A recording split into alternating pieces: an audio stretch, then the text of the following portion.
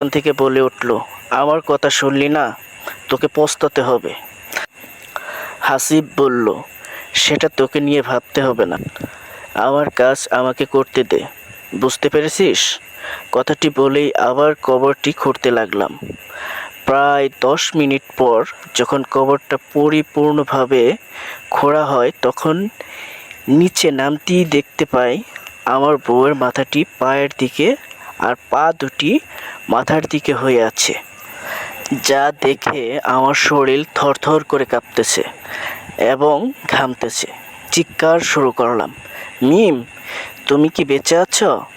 যদি বেঁচে থাকো তাহলে আমার সঙ্গে চলো এখন। কথাটি বলার সঙ্গে সঙ্গে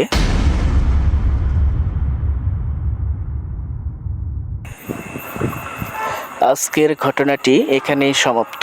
পরবর্তী পর্বের জন্য অপেক্ষায় থাকুন।